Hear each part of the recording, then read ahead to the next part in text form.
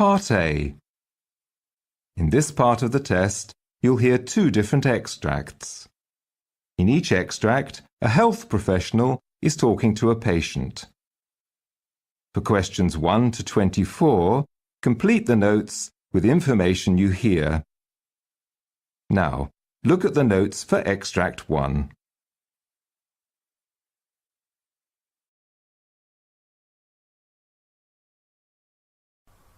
Extract 1. Questions 1 to 12. For questions 1 to 12, complete the following notes with a word or short phrase. You now have 30 seconds to look at the notes.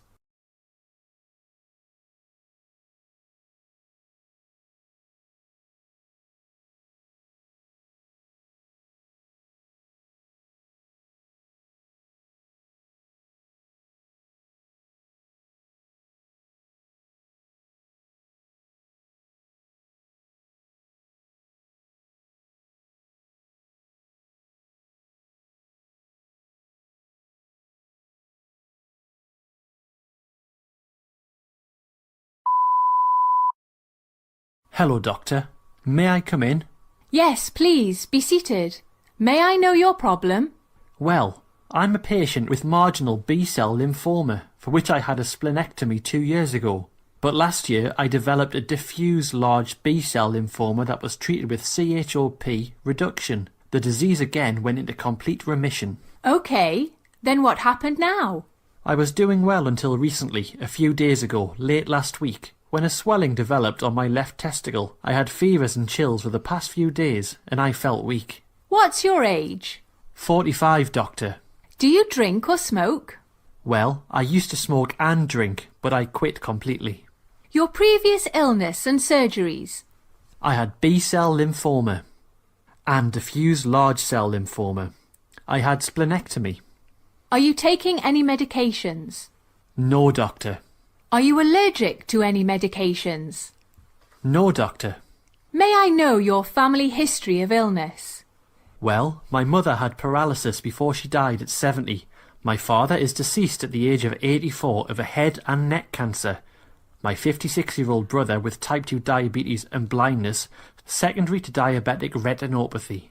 My 41-year-old younger brother has hypertension, and my younger sister has thyroid disease. Okay, well, as per the laboratory data, your white blood count is 13.8, hemoglobin 14.3, hematocrit 42.4, platelets 235,000, SMA7 shows a potassium of 3.9, glucose is 213. Physical examination shows no conjunctival pallor or Icarus, no adenopathy, no corticoid bruits, lungs are clear, no gallop or murmur in heart. Your right testicle is markedly erythematous and swollen and tender. Endocrine shows symptoms of type 2 diabetes mellitus. You have left testicular swelling. It is tender. Etiology, possible epididymitis, or possible torsion of the testes. You have a history of diffuse large cell lymphoma and remission. You have a history of marginal B-cell lymphoma. Status post-splendectomy 2 years ago. You have a history of diabetes mellitus. I recommend that you have the ultrasound tests done for scrotum and abdomen. I will ask for CT scan of abdomen and pelvis after seeing the ultrasound reports. I am prescribing IV antibiotics. See me once you receive the ultrasound test reports.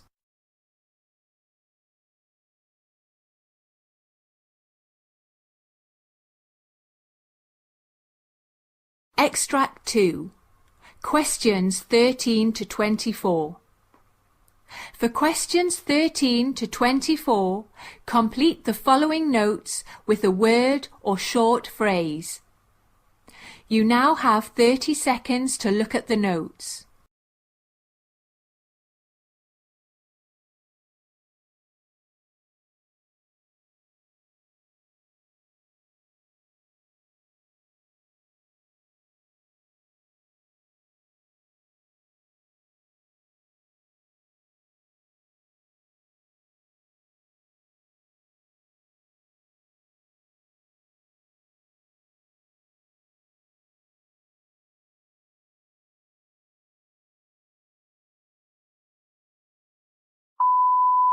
Hello, doctor. Good morning.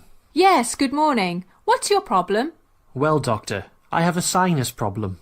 I get post-nasal drainage, facial pain, headaches, sore throat and congestion. Since how many days have you been facing this problem? For the past 2 weeks, doctor. I'm also getting snoring, teeth pain and nasal burning. Is it moderate or severe? It worsens in the evening and morning. What's your age?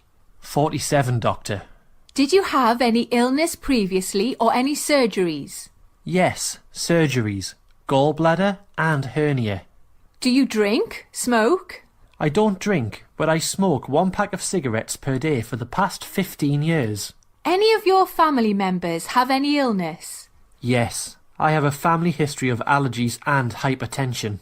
What are the medications you are taking? Claritin, Dilantin and Rhinocort nasal spray. Are you allergic to any medicine? No, doctor. Well, your auricle's external auditory canals reveal no significant abnormalities bilaterally. TM's intact with no middle ear effusion and are mobile to insufflation.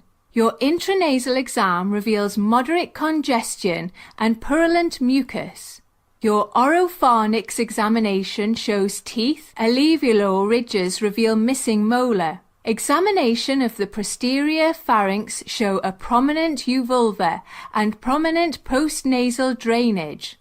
The palatine tonsils are 2+ and cryptic. The palpation of anterior neck reveals no tenderness. Examination of the posterior neck shows mild tenderness to palpation of the suboccipital muscles. Facial examination shows there is bilateral maxillary sinus tenderness to palpation. Waters View X-ray reveals bilateral maxillary mucosal thickening. You have acute maxillary sinusitis, 461.0. Snoring, 786.09. Well, I am prescribing you augmentin, 875 milligrams twice a day, and mucofen, 800 milligrams twice a day. Follow these medications for 3 weeks and meet me after that. If the conditions don't improve, then I will order a mini sinus CT. Part B. In this part of the test, you will hear 6 different extracts. In each extract, you'll hear people talking in a different healthcare environment. For questions 25 to 30, choose the answer A, B or C, which fits best according to what you hear. You will have time to read each question before you listen to the audio. Complete the answers as you listen to the audio. Now look at question 25. You hear a discussion between a doctor and nurse about hypoxia and its causes. Now read the question.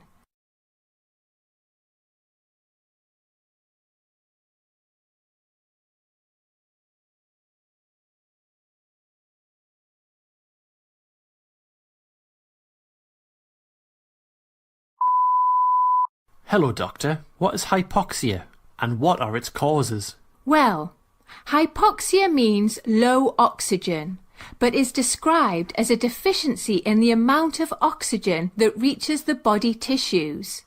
Hypoxia differs from hypoxemia, which means insufficient amount of oxygen in the blood. In hypoxic hypoxia or hypoxemia, the tissues do not get adequate amount of oxygen since there is a lack of oxygen in the blood flowing to the tissues.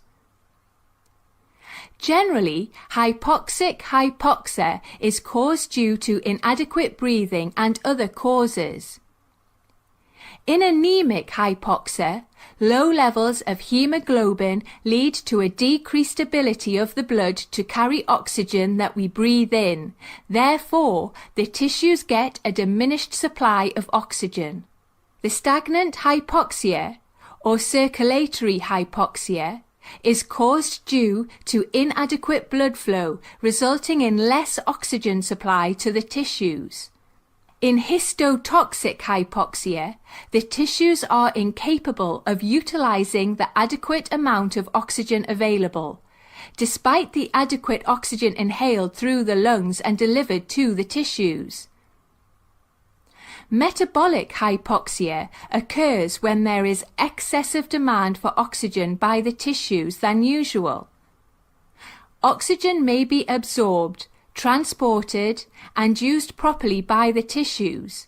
However, due to a condition that raises metabolism, it is still insufficient. Sepsis is a perfect example of this. Question 26. You hear a lecture about the disease called botulism.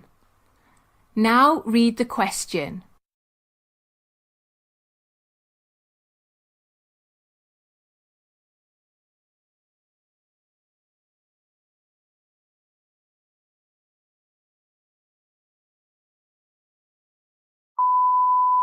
Botulism is a serious illness caused by the botulinum toxin, which causes paralysis. Paralysis begins in the face and spreads to the limbs. When the condition reaches the breathing muscles, it can result in respiratory failure. The toxin is produced by the type of bacterium called Clostridium botulinum. Foodborne botulism occurs by eating foods contaminated with botulinum toxin.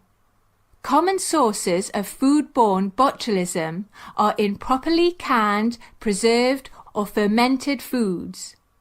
Wound botulism occurs if the spores of the bacteria get into a wound and make a toxin. Patients who get injections have a greater chance of getting wound botulism. Iatrogenic botulism occurs when excessive botulinum toxin is injected for cosmetic purposes, such as for wrinkles, or for medical reasons, such as for migraine headaches. Infant botulism occurs if the spores of bacteria enter into the intestines of an infant. Adult intestinal toxemia botulism is a very rare kind of botulism that occurs when the spores of the bacteria enter into the intestine of an adult, grow, and produce the toxin. Generally, patients with a severe health condition that affect the gut may be more likely to get this disease.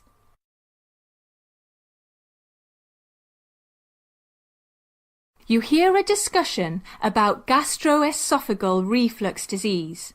Now read the question.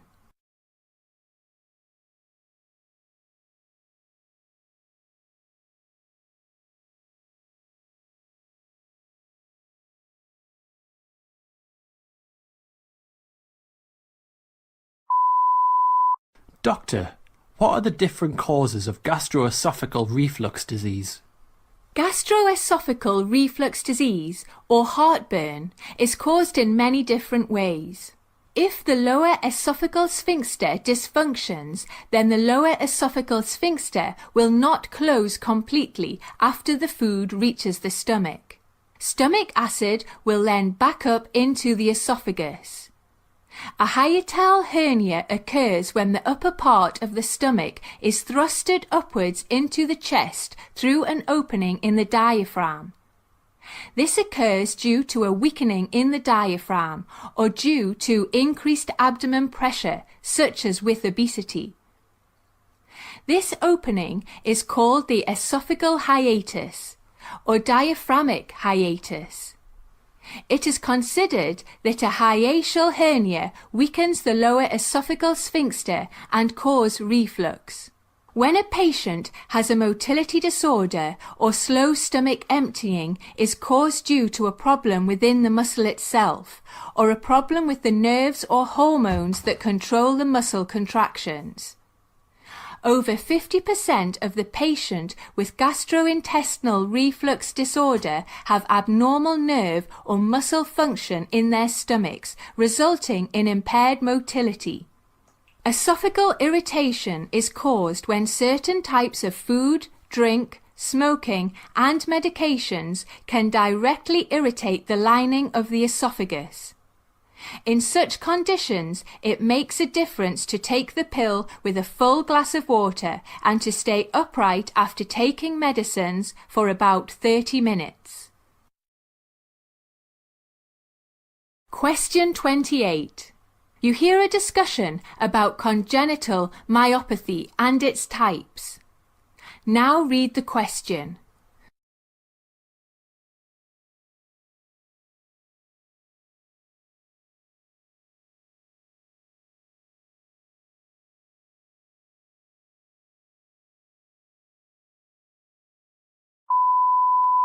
Hello, Doctor. What is congenital myopathy, and what are its types? Congenital myopathy means that a person is born with myopathy. Sometimes a hereditary medical illness does not develop symptoms until a person grows into an adult. Mitochondria myopathy is caused by a defect in the energy-producing part of the cell called the mitochondria. There are several types of mitochondrial myopathy which are caused by hereditary mutation abnormalities in the genes. However, they can also occur without any family history. Metabolic myopathy is a group of diseases caused by metabolic problems that interfere with the muscle function. Generally, this condition is caused by defects in the genes that code for certain enzymes that are essential for normal muscle movement. Nemaline myopathy is a group of disorders characterized by the presence of structures called nemaline rods in the muscles. Nemaline myopathy is often linked with respiratory muscle weakness. Central core myopathy is an inherited disease causing weakness, bone problems, and severe reactions to some medicines. Muscular dystrophy is a group of diseases caused by degeneration of the muscle or abnormally formed muscle cells. The main difference between myopathy and muscular dystrophy is that muscles do not function properly in myopathy, whereas the muscles degenerate in muscular dystrophy.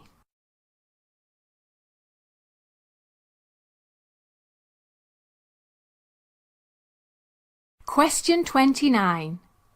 You hear a discussion about primary brain tumours. Now read the question.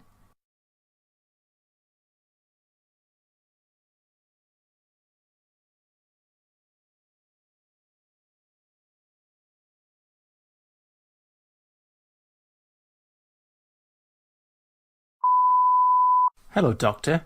What are the types of primary brain tumours? Well, there are many types of primary brain tumours which are named according to the type of cell or the part of the brain in which they start. For instance, most primary brain tumours begin in the glial cells. This type of tumour is called a glioma. Among adults, the most common types of brain tumours are astrocytoma tumour, arises from star-shaped glial cells called astrocytes. It can be any grade. In adults, an astrocytoma most often arises in the cerebrum. Oligodendroglioma tumour begins from cells that make the fatty substance that encases and protects nerves. It usually occurs in the cerebrum. Oligodendroglioma tumour can be either grade 2 or 3. Meninoma tumour begins in the meninges. It can be grade 1, 2 or 3. It's usually benign grade 1 and grows gradually.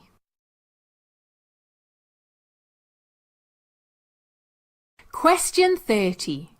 You hear a discussion about different types of Aspergillosis. Now read the question.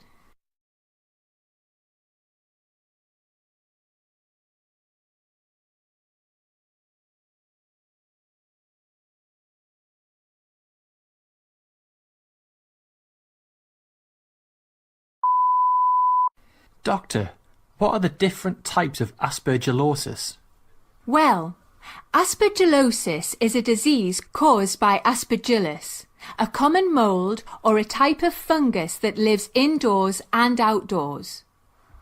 Commonly, people breathe in Aspergillus spores daily without getting sick. However, people with weak immune systems or lung diseases are at higher risk of developing health problems due to Aspergillus. There are different types of aspergillosis. Allergic bronchopulmonary aspergillosis causes inflammation in the lungs and allergy symptoms such as coughing and wheezing, but doesn't cause an infection. Allergic Aspergillus sinusitis causes inflammation in the sinuses, and symptoms of a sinus infection are drainage, stuffiness, or headache. In the contagious aspergillosis, Aspergillus enters the body through a break in the skin and causes infection, usually in patients with weak immune system. Aspergilloma, also called a fungus ball, it is a ball of Aspergillus that grows in the lungs or sinuses, but usually does not spread to other parts of the body. Chronic pulmonary aspergillosis is a long-term condition that lasts for about 3 months, and which Aspergillus can cause cavities in the lungs. One or more fungal balls may also be present in the lungs. Invasive aspergillosis is a serious infection that usually affects patients with weak immune systems, such as organ transplant or a stem cell transplant patient. Invasive aspergillosis most commonly affects the lungs, but it can also spread to other parts of the body.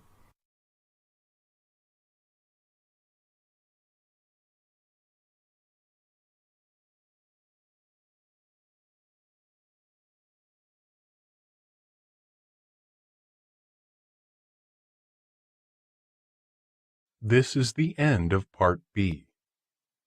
Now look at Part C. Part C. In this part of the test, you'll hear 2 different extracts. In each extract, you'll hear health professionals talking about specific aspects of their work.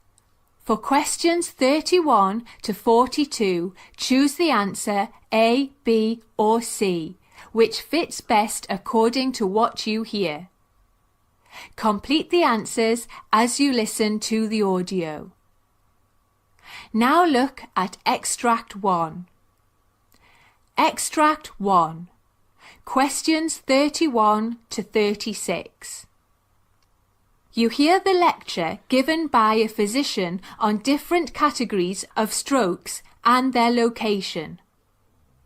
You have 90 seconds to read questions 31 to 36.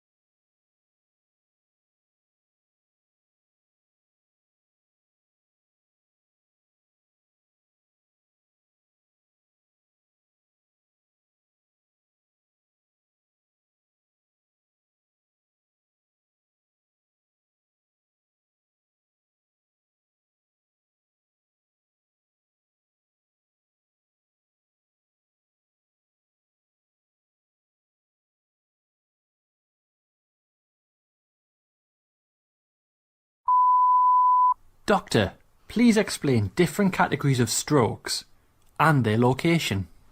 Well, there are many different types and categories of stroke. The two main types of strokes are defined by their location and by the cause of tissue damage in the brain. Cause of tissue damage. Often the causes can help determine the prognosis and appropriate method of treatment. Stroke caused by a blood clot is known as ischemic stroke, caused due to the lack of blood supply, oxygen and vital nutrients to a specific region of the brain tissue. An ischemic stroke may be caused by an embolus, a blood clot travelling from another part of the body. It may be caused by a thrombus as a result of a cerebrovascular disease. Or it may be caused due to vasospasm, the sudden severe narrowing of a blood vessel in the brain. Bleeding of a blood vessel in the brain results in a hemorrhagic stroke. At times, the rupture of a brain aneurysm causes bleeding. Extreme changes in blood pressure may trigger the rupture of a brain aneurysm. At times, a region of the brain that was damaged by ischemic can bleed within the first few days after a stroke, causing a secondary hemorrhage. A watershed stroke is caused by low blood pressure or low blood flow, compromising the blood supply to susceptible regions of the brain. A watershed stroke may occur in areas of the brain that are supplied by tiny arteries. Strokes are also characterized by their location, since the affected part of the brain links to specific neurological or behavioral deficits. A cortical stroke affects the cerebral cortex that controls high-level processing. Different parts of the cerebral cortex control different functions. Frontal cortex or frontal lobe stroke often causes muscle weakness on the opposite side of the body and trouble with decision-making. Patients with a stroke involving the frontal cortex may display socially inappropriate behavior, paranoia, or may regress in maturity. Occasionally, this may result in loss of bladder or bowel control. The parietal cortex is involved with integration of language and sensation. Patients with a parietal stroke often display impaired sensation or trouble with speech. The occipital cortex involves vision. Therefore, a stroke in this area may cause partial or complete loss of vision on the opposite side of the occipital region affected. The temporal cortex is involved with language and hearing. Patients with a temporal lobe stroke often have trouble understanding the spoken or written language. A subcortical stroke affects the deeper regions of the brain. Usually, a thalamatic stroke causes significant sensory deficits on the opposite side of one or more parts of the body, even when the stroke affects a relatively small region of the brain. A stroke affecting the internal capsule may affect sensory or motor function of one or more parts of the opposite side of the body. A brainstem stroke causes a wide variety of symptoms and signs.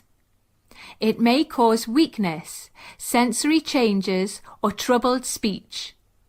This condition can affect the movement of the opposite side or the same side of the face or mouth.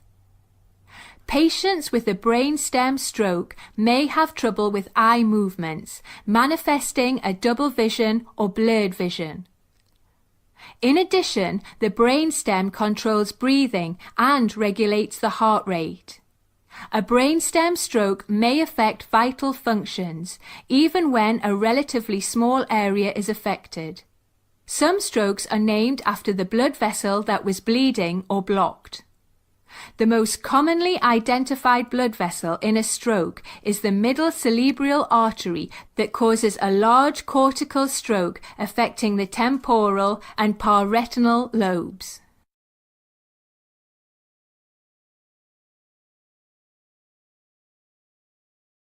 Now look at Extract 2.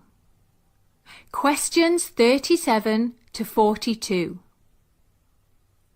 You hear the monologue of a physician giving a lecture on the hemolytic anemia.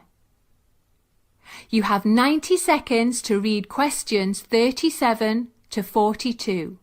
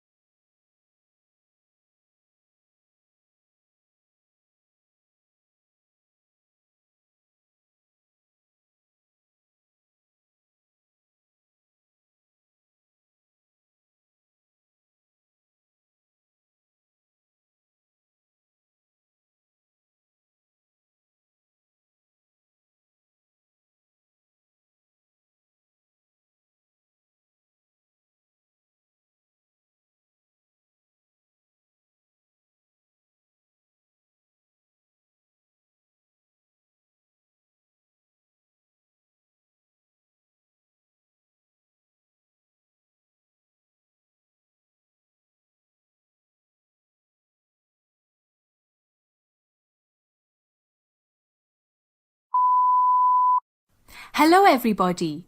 I am going to explain to you different types of hemolytic anemia. Hemolysis is the breakdown of red blood cells that typically has a lifespan of 120 days. After this duration, they die and break down. One of the main functions of red blood cells is to carry oxygen to every part of our body. Therefore, in case the red blood cells break down abnormally, there will be very few of them to carry oxygen to our body parts. Certain diseases and conditions cause red blood cells to break down too early, resulting in fatigue and other more severe symptoms. There are different types of hemolytic anemia, and the conditions can be either inherited or acquired. Let me explain to you certain disorders and conditions of different types of hemolytic anemias. Inherited hemolytic anemias usually occur due to a faulty gene that controls red blood cell production. While moving through the bloodstream, abnormal red blood cells may be fragile and break down. Sickle cell anemia is a severe inherited disease where the body produces abnormal hemoglobin, causing the red blood cells to have a crescent or sickle shape. Sickle cells usually die within 10 to 20 days, as the bone marrow can't produce new red blood cells fast enough to replace the dying red blood cells.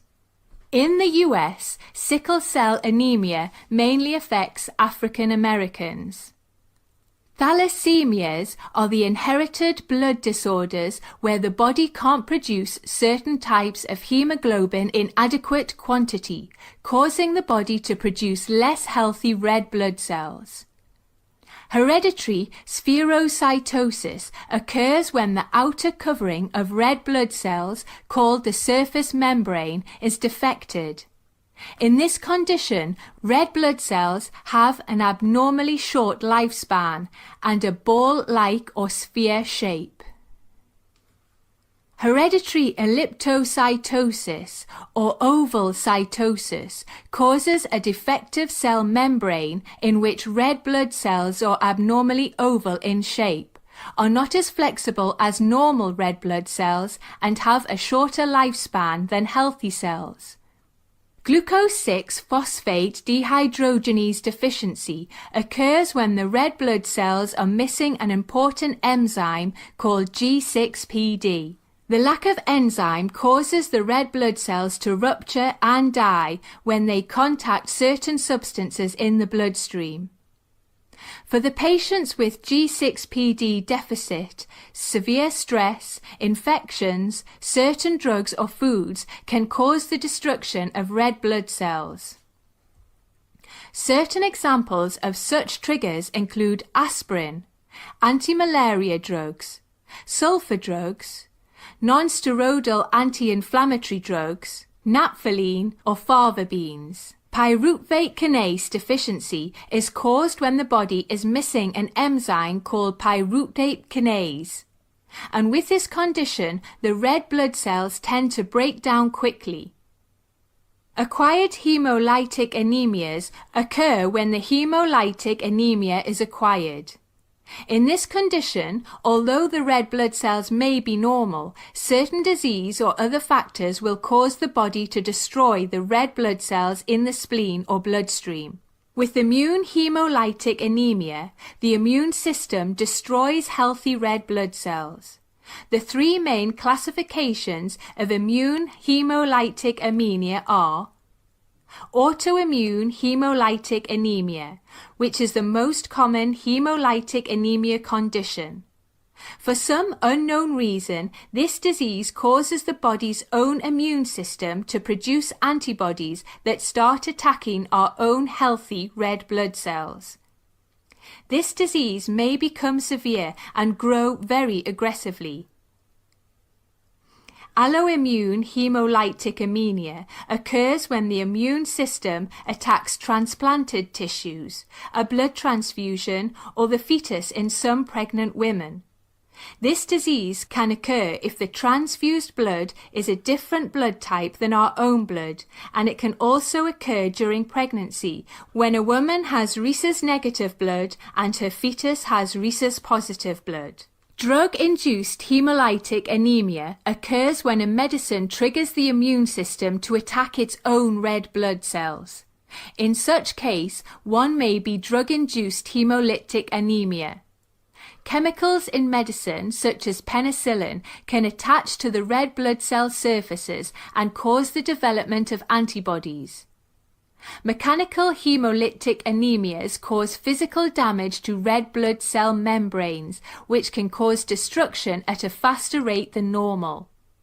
The damage may be caused by changes in the small blood vessels, or due to the certain medical devices, high blood pressure during pregnancy called preeclampsia, or a condition that causes seizures in pregnant women called eclampsia. Malignant hypertension or a rare blood disorder such as thrombotic thrombocytopenic purpura that causes blood clots to form in small blood vessels throughout the body. Moreover, participating in strenuous activities can also result in blood cell damage in the limbs at times. With paroxysmal nocturnal hemoglobinuria, the body will destroy abnormal red blood cells caused by a lack of certain proteins more rapidly than normal. Individuals with this disease are at increased risk for blood clots in the veins and low levels of white blood cells and platelets. Certain infections, substances, and chemicals can also damage red blood cells, resulting in hemolytic anemia. For instance, toxic chemicals, malaria, tick-borne diseases, or snake venom.